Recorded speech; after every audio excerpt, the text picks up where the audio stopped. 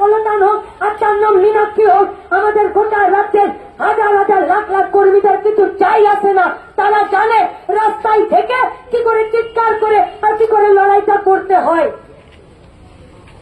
তাই কলতান একটা ভেতরে থাকতে পারে, বাইরে অসংখ্য কলতানরা থাকবে। কাদের কাছে মাথা নামাচ্ছেন?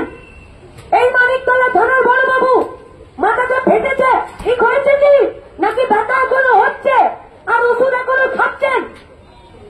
14 তারিখ ছিলেন তো আশিকরের ভেতরে, উল্টো দিকে তো ছিলাম আমরা। ভিডিও ফুটেজ আপনাদের কাছেও আছে, আমাদের কাছেও আছে। বাংলা ভেতরে আপনারা ঢুকে থাকলেন বাথরুমের ভেতরে, আর বাইরে আমাদেরকে লালবাজারে ডাকলেন। আমাদের কাছে কিছু যাই আসে না, কিচ্ছু যাই আসে না। আর রাজ্যের পুলিশ মন্ত্রীর কাছে আর তাদের জেলা জমুনাদের কাছে আমরা এটা শিখিনি যে পুলিশের কাছে গিয়ে আর তার টেবিল থেকে তার গলা ধরে তাকে দুচর দিয়ে তার মুখে চুনকালি লেপে দেবার মতো শিক্ষা, দক্ষতা, ভদ্রতা, কালচার আমাদের নয়। গোটা সমাজটাকে ধীরে গড়ার জন্য এসেছি, আপনারা নষ্ট করে দিয়েছেন। আপনাদের কাছে এফআইআর করতে এলে আপনারা এফআইআর নেন না।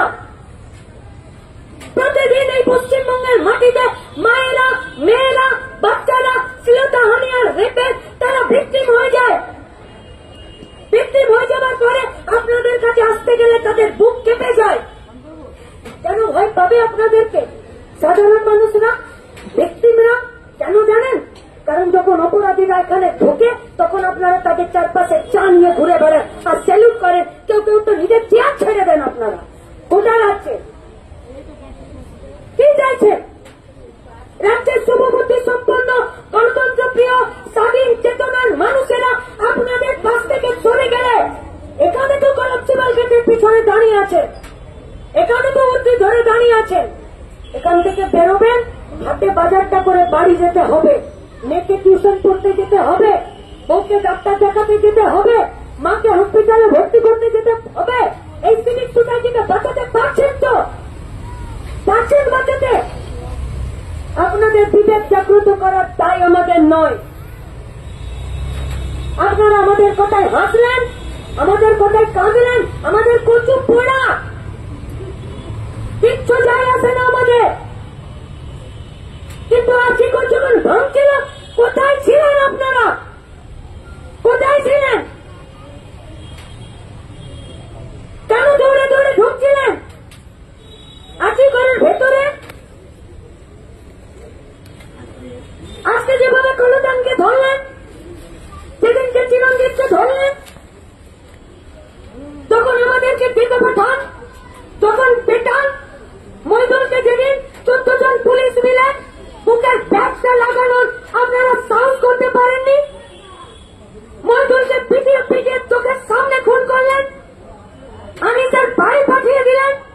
লোকের ট্যাক্সের টাকায় আপনাদের গাড়িতে পেট্রোল ভরে আর রাত্রে 11টা সাড়ে 11টায় ছেলেটাকে ছাদ থেকে ঠেলে ফেলে খুন করে দিয়ে আর গাড়ি নিয়ে বেরিয়ে চলে গেলেন। সেদিন তো আপনাদেরকে তৎপরতা শেখাতে, কোথাও কিছু বাধা দিতে আর শেখাতে হয় না। আর যখন আশিকর ভাঙল তখন আপনারা ভেতরে ঢুকলেন। হ্যাঁ, আমরা জানি आर्चिकर का घटना अंदर का मामला था और अंदर का मामला आराम का होता है। और अभी तो पश्चिम बंगाल में देखा जाता है कि पुलिस का आराम का मामला अभी आराम का मामला हो गया है। কি করতে চাইছেন আপনারা? কি চাইছেন? কি ভাবছেন? গোটা সিভিক সোসাইটিটাকে, গোটা সমাজটার ভারসাম্য কিন্তু আপনারা দিচ্ছেন। একটা গোটা রাজ্যের সাধারণ মানুষের কাছে, বর্তমান ভবিষ্যৎ প্রজন্মের কাছে আপনারা চিরকালের জন্য দায়ী থেকে যাবেন, দায়ী। আর কি করে ডাক্তার মেয়েটিকে এই নৃশংসভাবে রেপ আর মার্ডার করার পরেও শুধুমাত্র আপনাদের নিষ্ক্রিয়তা, আপনাদের টাল বাহানা, অপরাধীকে ধরার আপনাদের স্পিরিট না থাকা, আরজিকরের ঘটনা ঘটার পরেও দুষ্কৃতীদের মনের মধ্যে এক চুল ভয় তৈরি করলো না আপনাদেরকে নিয়ে। ভেবেছেন কখনো? আইনা তো মুখটা দেখেন। উর্দিটা পড়ার সময় শুধু কেচে আইনন করেন, নাকি উর্দিটা পড়তে পড়তে ভেতরে যে কালি দাগগুলো লেগেছে সেগুলোকে কোনোদিন পরিষ্কার করার কথা ভাবেন? কি জবাব দেবেন নিজেদেরকে? কি ওয়াজ নিয়ে এসেছিলেন চাকরি করতে যে সাধারণ মানুষ আপনাদেরকে ভরসা করবে, আপনাদের পাশে দাঁড়াবে, আর গুন্ডা, দুষ্কৃতী, রেপিস্ট, মার্ডারার আপনাদেরকে দেখে ভয় পাবে? ডাক্তার মেয়েটির রেপ করার পরে কলকাতার বাচ্চা মেয়ে তার গোটা শরীরে কামড়ে দিল দুষ্কৃতীরা, আপনাদেরকে পাত্তা দিচ্ছে না, দিচ্ছে না আপনাদেরকে পাত্তা। গুন্ডার, দুষ্কৃতীরা,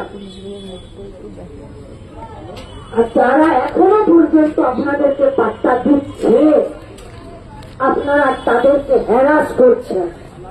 আছে আমাদের কাছে অডিও ক্লিপিংস। থানা থেকে বড় বাবুরা যুব ভারতী ক্রীড়াঙ্গনে আপনি খেলা দেখতে যাবেন না, তার জন্য আপনারা ফোন করেছেন। আছে আমাদের কাছে অডিও ক্লিপিংস। নাগরিক সমাজের যারা এই মিছিলগুলোকে অর্গানাইজ করেছে, আপনারা তাদেরকে ধমকি দিয়েছেন। আছে আমাদের কাছে অডিও ক্লিপিংস। মহিলা পুলিশ বাদে আপনারা আমাদের গায়ে হাত দিয়ে আমাদেরকে মেরেছেন। আইনের জটিলতায় ফেলতে চাইবে যে কমপ্লেন কেন করছেন না, শাস্তি কেন দিচ্ছেন না। আমরা এটা অন্তঃকরণ থেকে বিশ্বাস করি, ভেতর থেকে বিশ্বাস করি। লড়াই করতে এসেছি, ছাগলামো করতে আসেনি। রাজনৈতিক অ্যাক্টিভিস্ট আমরা,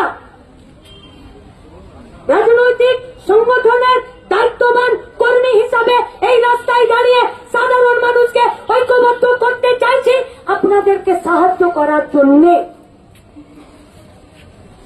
কারণ আপনাদের থানা, আপনাদের দপ্তর, আপনাদের উর্দি, আপনাদের ডিউটি, আপনাদের বেতন, এটা একটা সমাজ তৈরি করেছে, কারো বাবা তৈরি করে দেয়নি।